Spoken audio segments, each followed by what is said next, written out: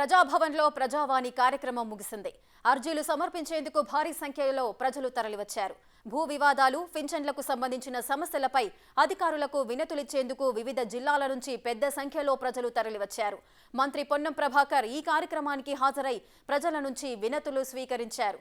ప్రజావాణి కార్యక్రమాన్ని ప్రతి మంగళవారం, శుక్రవారం ప్రభుత్వం నిర్వహిస్తోంది. ఇవాళ ఒక్కరోజే 5,000కు పైగా దరఖాస్తులు అధికారులు స్వీకరించారు.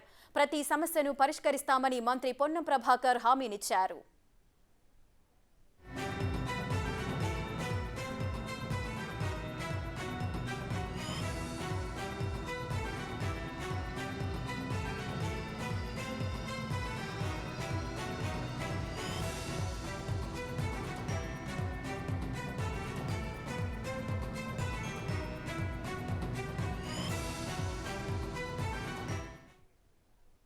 ప్రజాభవన్లో ప్రజావానికి విశేష స్పందన లభించింది. మరిన్ని డీటెయిల్స్ మా ప్రతినిధి సైదులు లైవ్ లో అందిస్తారు.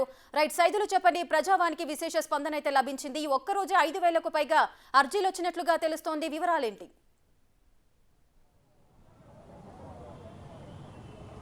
రేఖ, ప్రజావానికి మాత్రం విశేష స్పందన ఉన్నది. ఒక్కరోజే 5,121 దరఖాస్తులు అధికారులు స్వీకరించారు. దగ్గరుండి మరీ పర్యవేక్షణ చేశారు మంత్రి పొన్నం ప్రభాకర్.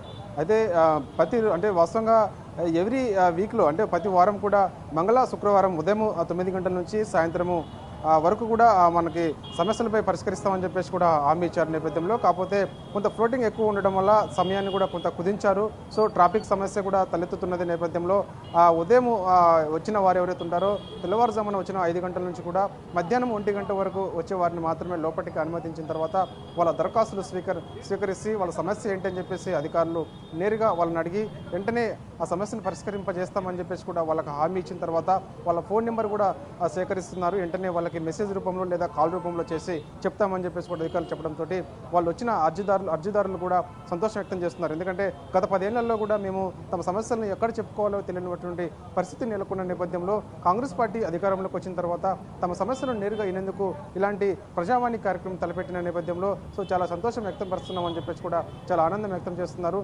సో ప్రజావాణి కార్యక్రమానికి అయితే రేఖ భారీ స్పందన ఉందని చెప్పవచ్చు. ఎందుకంటే ఒక్కరోజు మాత్రమే ఇంతమంది 5,121 మంది వచ్చి దరఖాస్తులు తమ సమస్యలను ఇక్కడ ఇచ్చి చెప్పుకున్నారంటే ఇంకా చూడొచ్చు. ఇక ఎవరి వారానికి 2 సార్లు అంటే శుక్రవారం జరుగుతున్న నేపథ్యంలో భారీ సంఖ్యలో ఎక్కువ మంది వస్తారని చెప్పేసి కూడా ఇప్పటికీ అనుకుంటున్న నేపథ్యంలో ఇక నుంచి ఆయా మండలాల్లో, గ్రామాల్లో, జిల్లాల్లో వారీగా ప్రజావాణి కార్యక్రమాలు నిర్వహించేందుకు కూడా ప్రభుత్వం కూడా ఒక కార్యాచరణ రూపొందిస్తున్న నేపథ్యంలో ఖచ్చితంగా స్థానికంగానే ఉంటూ పరిష్కారం చేసే విధంగా ఒక ప్లాన్ చేస్తుంది. ఎందుకంటే చాలామంది ఇక్కడికి రావడం వల్ల హైదరాబాద్కు వచ్చి బస్ స్టాండ్లలో ఆ బస్ స్టాప్లలో పడుకొని అక్కడ నుంచి లేచి ఆటో తీసుకొని ఇక్కడికి రావడం వల్ల చాలా ఇబ్బందులు తలెత్తుతున్నాయి కాబట్టి సో అలాంటి సమస్య కూడా మరోసారి వచ్చే అవకాశం ఉన్న నేపథ్యంలో అది కూడా తలెత్తుకొని ఉండాలంటే ఒకవైపు తమ సమస్య చెప్పుకునేందుకు వస్తున్న వారు మళ్ళీ వాళ్ళే ఇలాంటి ఇక్కడికి వచ్చిన తర్వాత ఇబ్బందులు గురి కాకుండా ఉండేందుకు, సో అలాంటి పరిస్థితి రాకుండా ఉండేందుకు స్థానికంగానే ఆ సమస్యలు పరిష్కరింపజేయాలని చెప్పేసి ప్రజావాణి కార్యక్రమం కూడా స్థానికంగా నిర్వహించాలని చెప్పేసి కూడా ఒక ప్రణాళిక అయితే రూపొందిస్తుంది ప్రభుత్వం. రేఖ, రైట్ సైదులు, మార్నింగ్ 8 గంటల నుంచే ప్రజలంతా బార్లు తీరారు. తమ సమస్యలతో, అర్జీలతో ప్రజాభవన్కి అయితే వస్తున్నారు. సో దీనికి సంబంధించి ఏ ప్రాంతం నుంచి ఎక్కువగా అర్జీలు వస్తున్నాయి? ఆ డీటెయిల్స్ ఏమైనా ఉన్నాయా?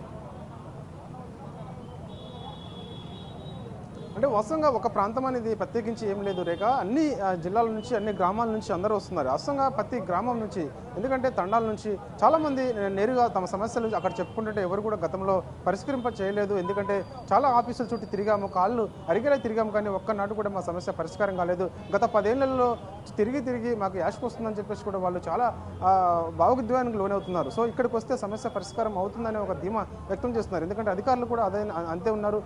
ముఖ్యంగా రేవంత్ రెడ్డి నాయకత్వంలో ముఖ్యమంత్రి బాధ్యతలు స్వీకరించిన తర్వాత ప్రతి సమస్యను కూడా పరిష్కరిస్తామని చెప్పేసి కూడా ప్రజలకి హామీ ఇచ్చిన నేపథ్యంలో ప్రజలు కూడా కొంత ఈ సమస్య కాంగ్రెస్ పార్టీ హయాంలోనే మా సమస్యలన్నీ కూడా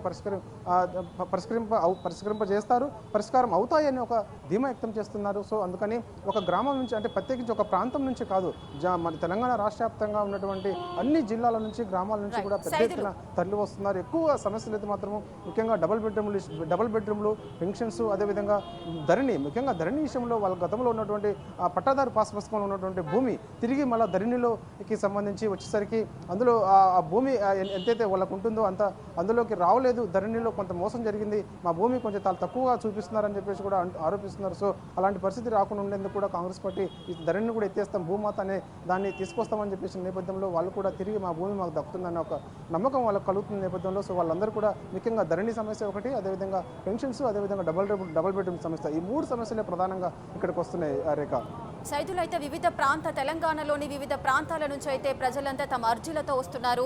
ఈ సమస్యలు కూడా ఒక విభాగానికి చెందినవి కాదు, సుమారు కొన్ని విభాగాలకు సంబంధించిన వారి యొక్క అధికారులతో సమన్వయం చేస్తూ వారి యొక్క సమస్యలు పరిష్కరించాల్సి ఉంటుంది. ఈ నేపథ్యంలో ప్రభుత్వం ఎటువంటి చర్యలు చేపట్టబోతోంది ఈ సమస్య పరిష్కారానికి? ఎస్ రేఖ, వచ్చిన అర్జీదారులు ఎవరైతే ఉన్నారో అర్జీని స్వీకరించిన తర్వాత నేరుగా అక్కడున్న అధికారులు అంటే ఆ ఏ శాఖకు సంబంధించిన అర్జీ వస్తుందని చెప్పేసి కూడా వెంటనే పక్కన ఉన్నటువంటి అన్ని శాఖల అధికారులు అక్కడ ఉంటారు కాబట్టి వెంటనే వాళ్ళకి ఈ సమస్యని పరిష్కరింపజేసే విధంగా మీరు చర్యలు తీసుకోవాలని చెప్పేసి కూడా వెంటనే ఇక్కడ అంటే ఇక్కడ ప్రస్తుతం అయితే ఈరోజు మంత్రి పొన్నం ప్రభాకర్ ఉన్నారు కాబట్టి వెంటనే వాళ్ళని అధికారులను ఆదేశిస్తున్నారు.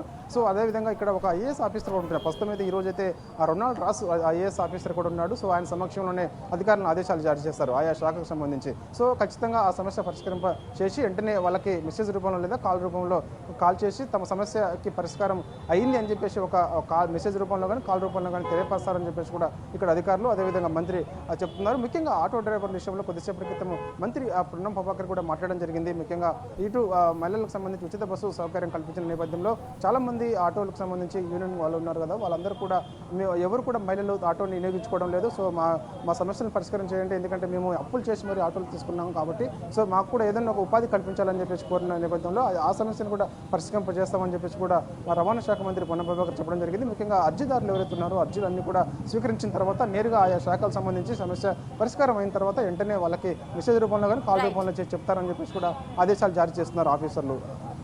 Right, thank you Saidulu, thanks for the details.